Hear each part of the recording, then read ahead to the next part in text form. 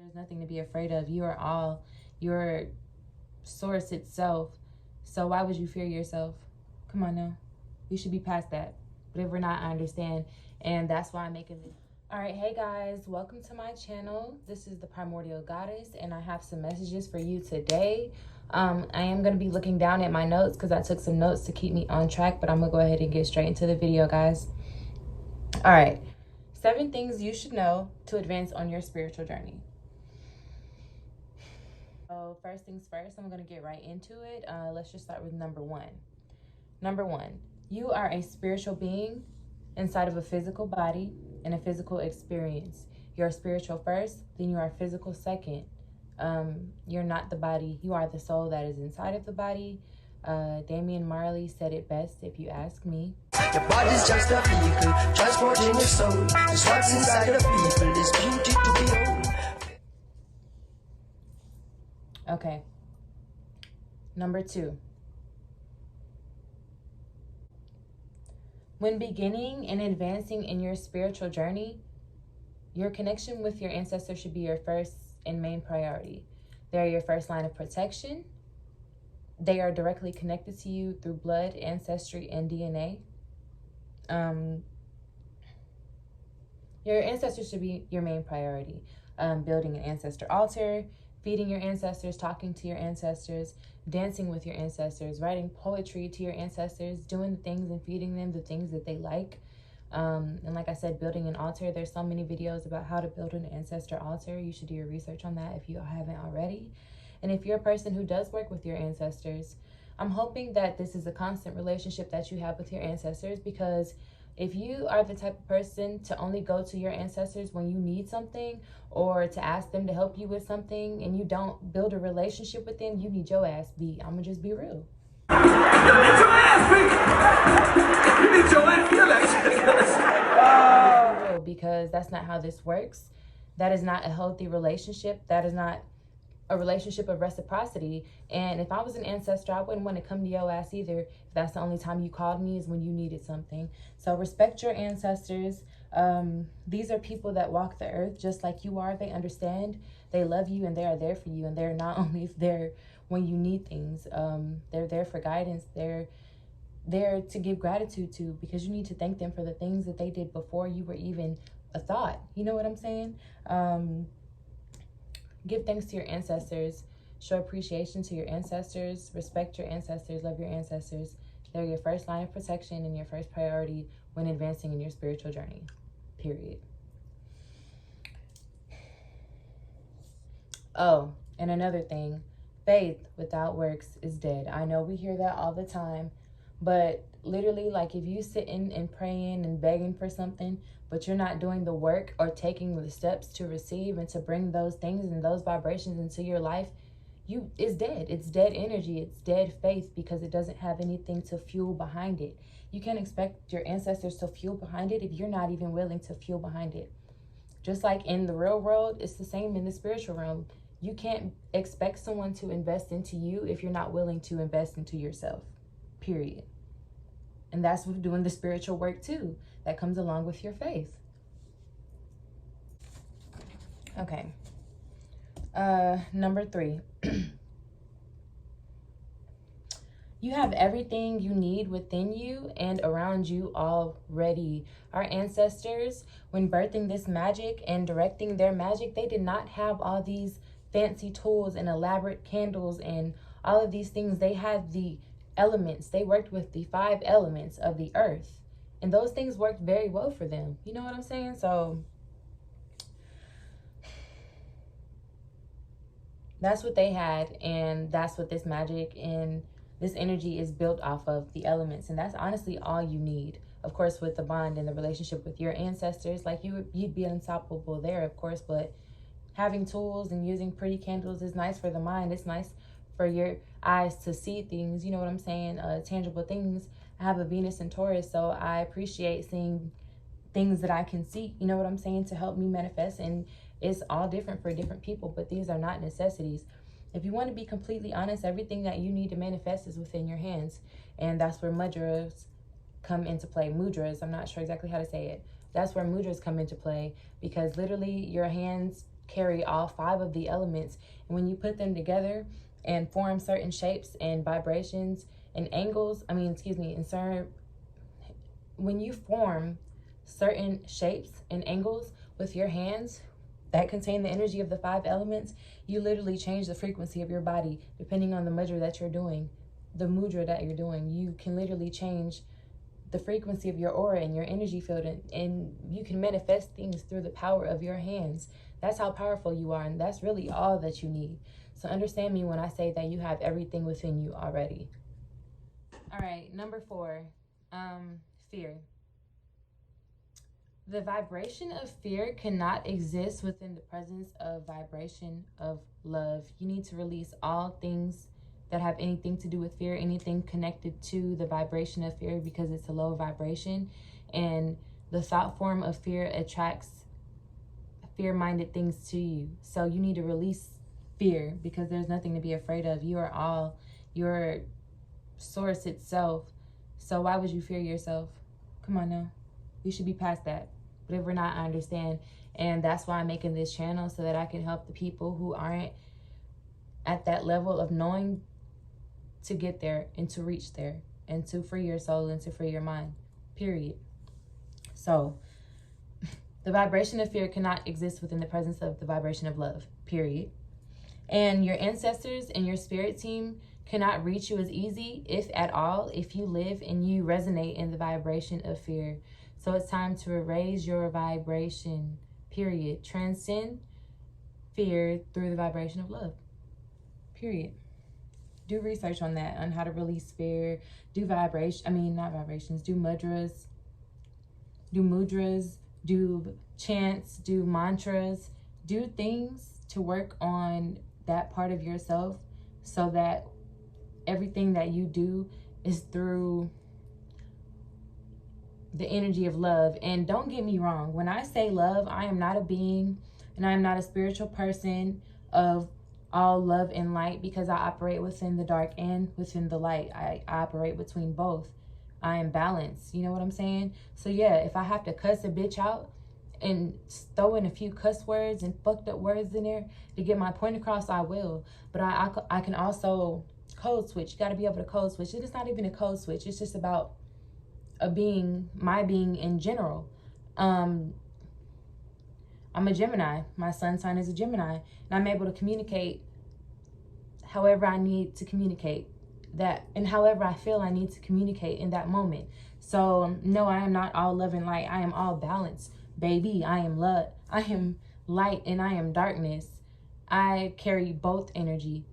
And I might be a little bit more dark than light sometimes. You know what I'm saying? So let's get that clear. I'm not one of them. Nah, but for real. Transcend fear through unconditional love. Unconditional love for yourself, unconditional love for your ancestors, and unconditional love for your soul is a great place to start, baby. So number 5, a spiritual awakening is not a destination, but a journey, an ongoing process. This is ongoing. This is something that is continuously happening. You don't just wake up one day and say, oh, I'm spiritually awakened. That's not how it works, because I'm growing and I'm having awakenings and realizations every single day. And I'm growing and growing and growing. And if you think that you're already too high to the point where you don't need any more knowledge and you don't need to grow anymore, then just don't reach that level. Always keep your cup and your well and your channels open to receive more knowledge and to receive more information, because that's your birthright. And that's how you transcend in this reality. That's how you... that's just what you need to do. But what you need to understand is that spiritual awakening is a process and a journey, and it's ongoing. Your soul is infinite. So your soul is infinite. So understand that the growth and the soul's growth is infinite, and it's everlasting, it's ongoing, and it's continuous. There's no specific destination that you need to reach on your spiritual journey, because it is all unique to us, like a fingerprint. No one else has your spiritual journey. No one else is going to do it the same. So understand that it's about you and you using your intuition and continuing to grow, continuing to study, to read books, to do your research, take time in. Instead of partying, I choose to study, to research, to further my mind and to further my control of my matter. Like, that's what I do. And it's all going to pay off. And you're going to be able to tell the ones who chose to do that versus that. You know what I'm saying? Not to say that you can't live a balanced life, because I do the same.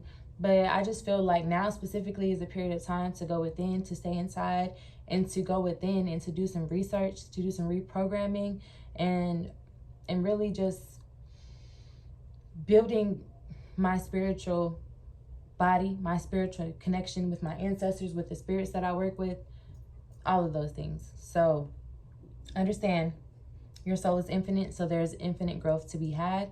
The only constant is change. Things are ever changing. You are ever growing. Is not a destination that you're trying to reach, but a path that you're trying to walk. Okay. Number 6. And this is kind of complex, but I tried to put it in words where I could easily explain and understand so that you can apply.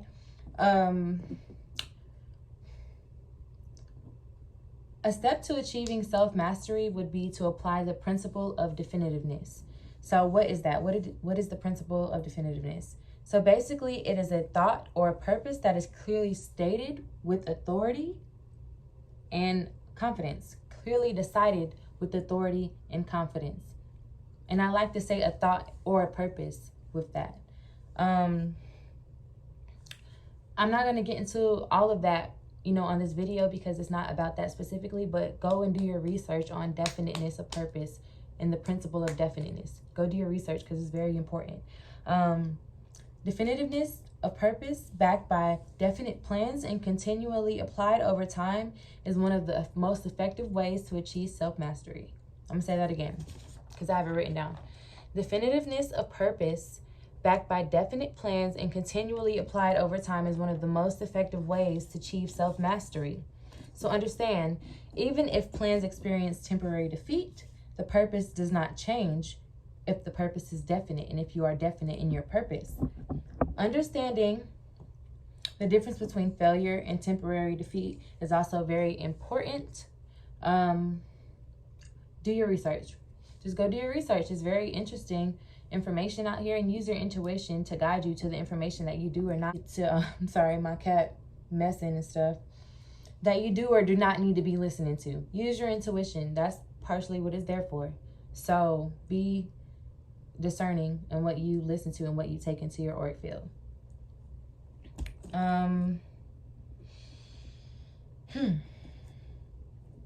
Also with number 6,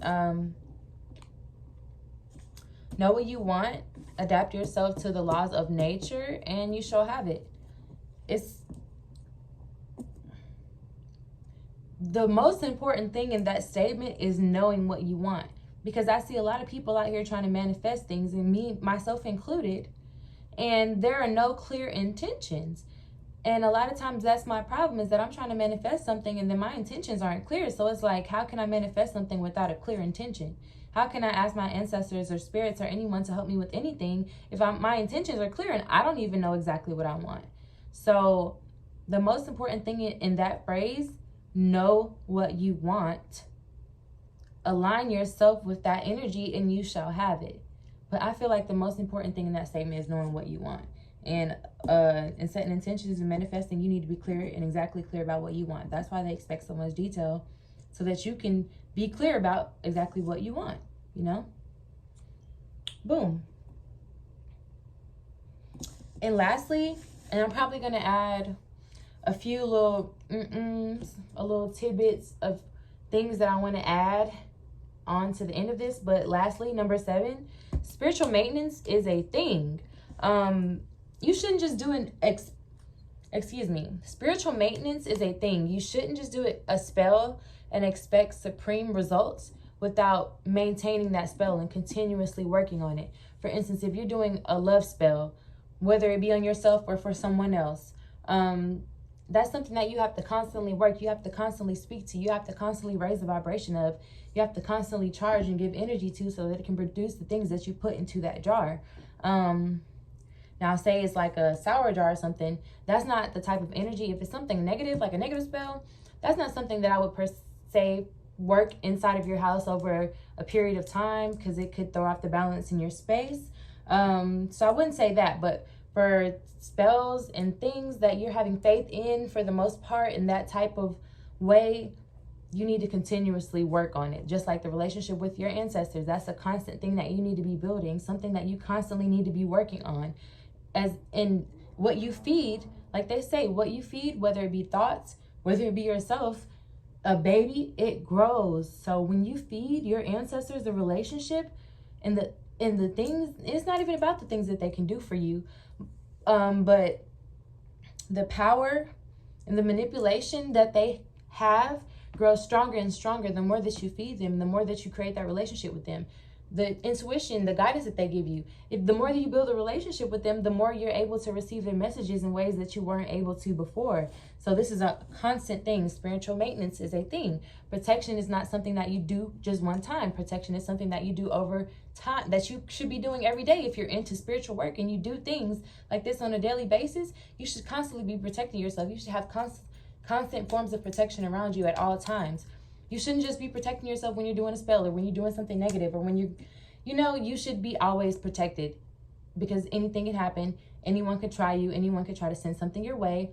And if you're just out here with no protection, it's not a good look, boo. So protection work is a constant thing that should be going on all the time, as well as love work. And I'm not saying love work like within relationships, because I'm talking about love work with myself. Like a self-love jar and a self-love altar, that's some shit that should be worked all the time. You should be talking to that shit and telling your jar that you love it, your altar space, giving it things, giving it food, feeding it. Because not only is that you feeding the self-love energy, it's also a form, when you create an altar, of feeding your astral body. And you need to be doing that. You know what I'm saying? Because as you feed your astral body while you're still living, imagine the strength that it'll have once you actually need to use it, or once you actually are operating within your astral body. So I said all that to say spirituality is a lifestyle. It's not just something that you do here and there. And it requires maintenance. It's something that you have to work on. It's work, guys. That's what comes along with it. But the results are amazing when you put in the work, because the universe, literally, the simulation, our simulation, the universe, which is just like a computer that creates our realities, that only understands vibration. That's why you need to align yourself with the vibration. You shall have what you want. I'm sorry, I forgot what I was saying.